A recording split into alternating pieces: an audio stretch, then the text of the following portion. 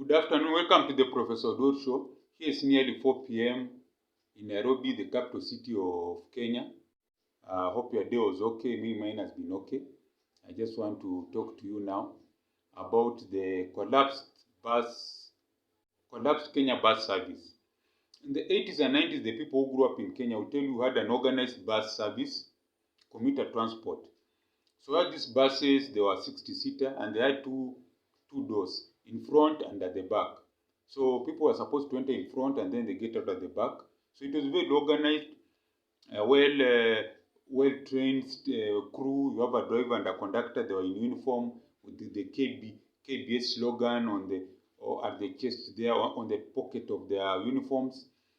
So, and they were on permanent basis. They are well paid.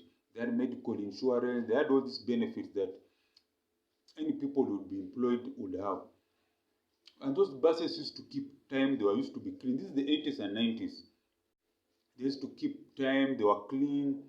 They were well driven.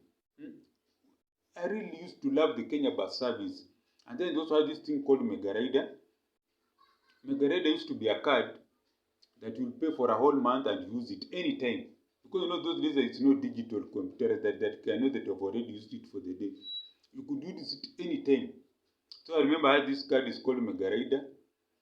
Sometimes when I was bored, I was in high school, I would take the card and go around Nairobi. So I knew many estates in Nairobi because of using that bus, going around in it. So the conductors even knew that this young man likes going in the buses around. But that Mega Rider used to be very good. It was like an advanced form of today's digital cards, the ones which are used in buses, those digital cards. That was Mega Rider. This is Kenya. And then in the early 2000, something happened. We had multi-party elections in Kenya 2002. And then a new government came into power. Now, what the government decided to do was to liberalize the sector. Ensure that anyone who could afford to buy a matatu or a van or a bus enters the sector. Now, this just brought chaos. Yes, it was giving opportunity to many people, but it brought chaos. So the Kenya bus service, because of competition from these other smaller players, collapsed. And then it left a vacuum. So this vacuum was filled by crazy matatus, which are chaotic. Criminal gangs entered into the sector. So it is just chaos now. So you, as an investor, you put a matatu on the road. You have to pay licenses. You have to pay route amounts, because the route has its own circles. You have to pay the people who are there, call themselves route managers. So they're just young people collect money. They're just parasites. They collect money from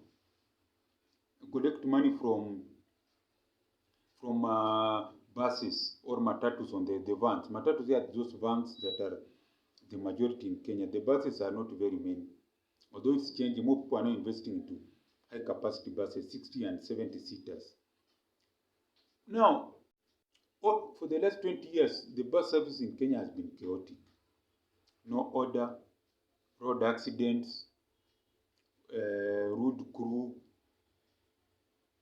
criminality, poorly driven vehicles, poor condition, very filthy and dirty. You can get bed bugs from our buses here in Kenya. You enter a bus, by the time you reach home, you are carrying all the bed bugs, an army of bed bugs. Imagine, bed bugs. Chaotic. You enter our buses, there are bed bugs. I entered a matatu, I had carried all the bed bugs to my home. I had to sell the furniture. Bed bugs multiply. So our vans are filthy, they smell, those who have bed bugs, and those bed bugs bite very seriously. So that's what I'm saying, that the bus service needs to be changed to be like the way when I was growing up in the 80s and 90s, where the bus service was well managed and all manner of things. It was organized. It always kept time. Like these days, you enter a bus, it's 60-seater. You have to wait until it gets filled. I had that experience today in the morning. I entered a bus, 60-seater. You have to wait like half an hour for it to be filled, because they have to wait for passage. It's about money. Yes, but there's no organization. So the other day our government held a summit on climate change. They were showcasing so many things, buses, electric buses, vans.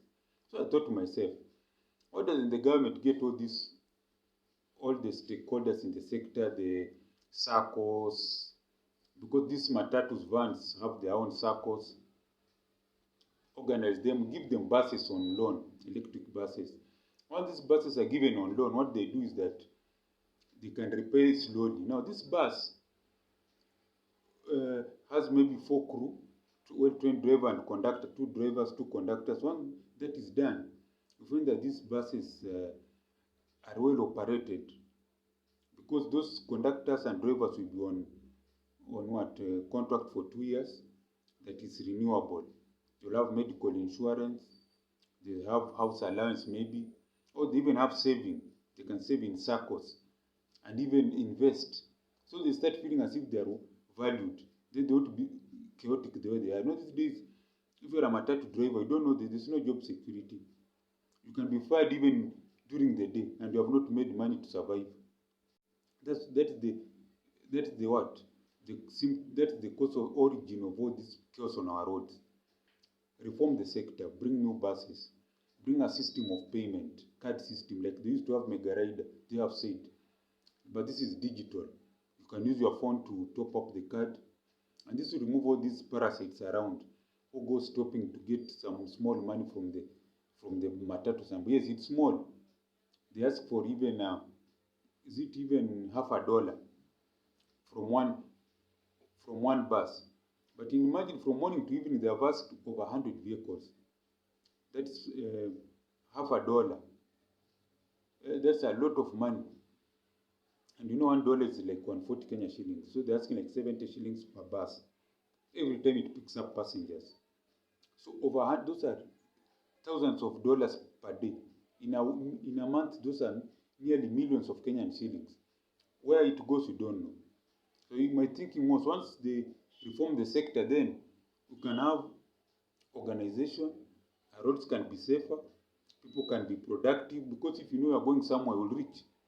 You won't get a bus staying on the stage for 1 hour, waiting for one seat to be filled. Complete chaos. So this chaos has to end through new electric buses, organized payment system like through the card, well-paid staff, trained staff, with all the allowances, medical cover and all that. Now that's what I'm saying. I was talking about the collapsed bus service in Kenya. It collapsed because of greed. We had people who thought that this area has money, so let's bring in other players, because of politics or all those things that play in African countries. Everything just about politics, getting votes. So you think that if you open the area, you get more votes, which is good. But now they all destroyed the bus service system in Kenya. So if I were them, they need to reform the bus service. A country is the transport sector. That's the heartbeat of a country. The bus, if your roads are chaotic, a country can never develop. You can have big skyscrapers, but no one will use them, because reaching there, even you have your own new Mercedes Benz, it will be knocked by chaotic matatus. So that's what I'm saying. We need an organized bus system. Let's not have this collapsed Kenyan bus service, so that now people can travel well, travel safe, and travel correctly. So that things improve, so that we create jobs for the youth. Electric buses will create many jobs for the youth, the crew, the bus crew, the people who wash, the people who do maintenance. And it's a big area that the government, if it just engaged its mind, its brains, will bring real development to the country. So those few words, this is the Professor Oduor Show. Thanks to listening to me. Please subscribe, and if you like what I'm saying, support the channel, support your boy. Send something small in the mobile description. I put here my mobile number.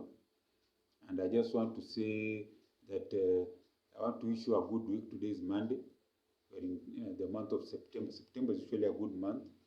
It's a month that now you start thinking about the end of the year, so that now you plan yourself very well. And I just want to say, kwaheri ya kuonana.